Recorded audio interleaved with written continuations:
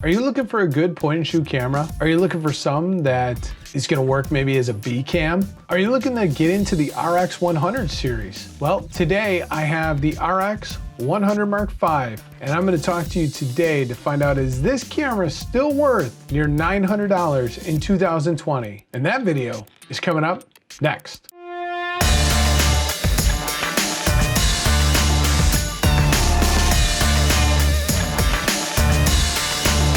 Welcome to my channel. My name is Brian, the Camera Guy.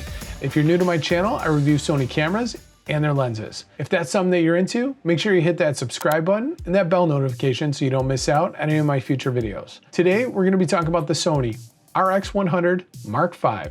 This camera is near 3 years old, but could it still be a good camera to capture some really outstanding images? Let's talk a little bit about the specs of this camera. This camera is a hybrid camera. It does stills and videos. This is a 20.1 megapixel 1-inch CMOS sensor. It can record video at 6K, and it does downsample it to 4K in both 24 and 30 frames per second. And it does shoot 1080p in both 24, 30, 60, and 120 frames per second. It does have Sony's old color science. So if you're looking for something with the new color science, this camera is not gonna have it for you. This camera does have a full flip-up screen so you can see yourself while you're shooting video. Downside is it does cut off your settings, so it's gonna be tough to see when you are recording video. Now, like I said, it does have Sony's older color science, so it does have a little bit of greenish tint to it. You can compensate that by adjusting your white balance accordingly. Now, it does have image stabilization. It has active and intelligent active stabilization. You are gonna get some pretty decently smooth footage as you're recording using this camera.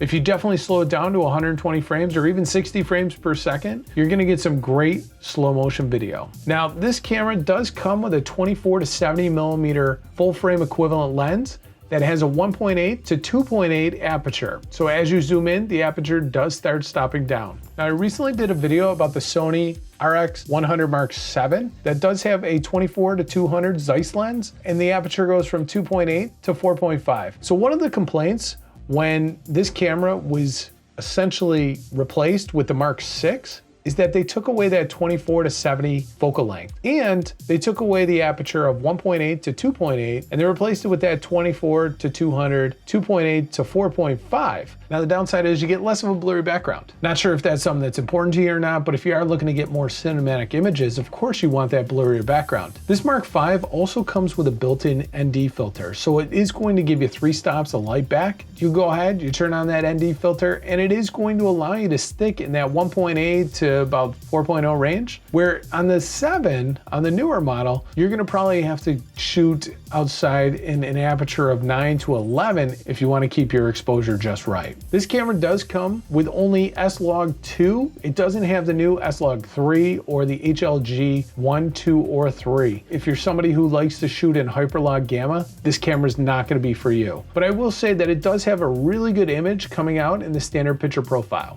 Unfortunately, this camera does not have a mic jack. This camera has a built-in microphone. I wouldn't recommend it, but you're kind of left with no options unless you're willing to record your audio externally. If you are gonna be using this thing as a vlogging camera, you are gonna need to use either external audio recording, or you're gonna have to rely on that onboard internal microphone, which, to be honest with you, any camera that use internal microphones, they're not gonna sound that good.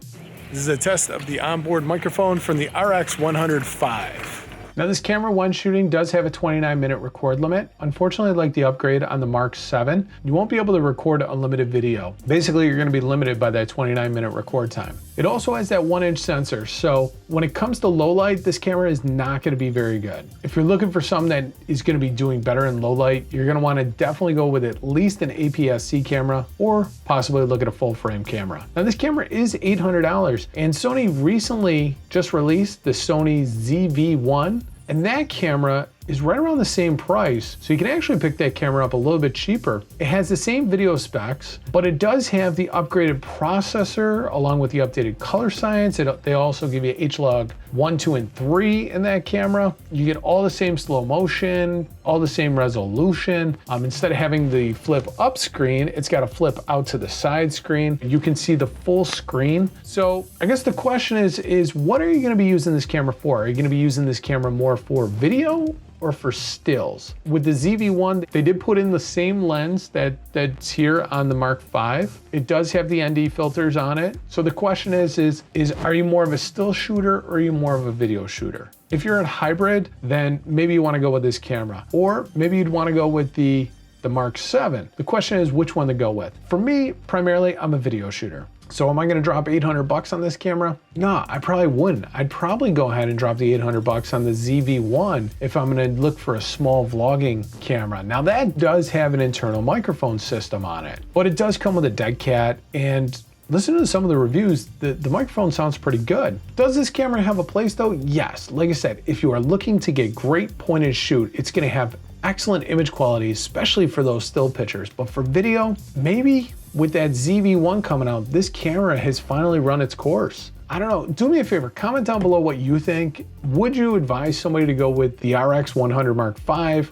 or just go ahead and spend the money on the ZV-1? Downside with the ZV-1 and with this camera is it's got that 24 full frame equivalent, which is very tough for vlogging. Unless you're somebody like me, I have very long arms. I go 6'1", so I have a very long reach. And anytime I've ever vlogged in the past, I've always vlogged at a 24mm focal length. Even on my Sony a6400, only have lenses that go to 16mm, which is a 24mm full frame equivalent. Now, where this camera could shine for you is it can give you great B-roll. It's got great image stabilization, so this might be a great B-roll camera. So what I'm gonna do is I'm gonna go ahead, I'm gonna switch out my Sony a6400 for the Sony RX100 Mark V. I will have to record my audio separately, but let's go ahead and see what the image quality looks like when I put on the RX100 Mark V.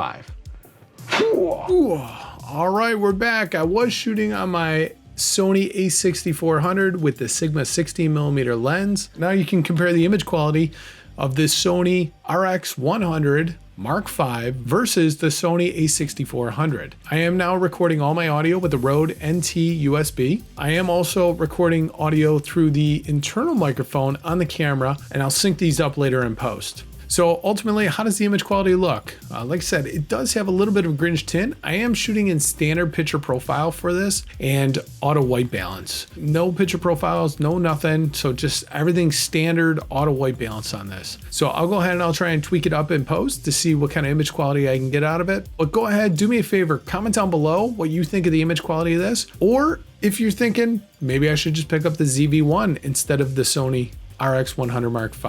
I'd like to thank my friends over at Delaware Camera for letting me borrow this camera to review for you today. I'll go ahead and I'll put a link down to their store down below. You can also check out their YouTube channel. I'll link them up down in the description below as well. If you have any comments, make sure you leave them down below. Let me know.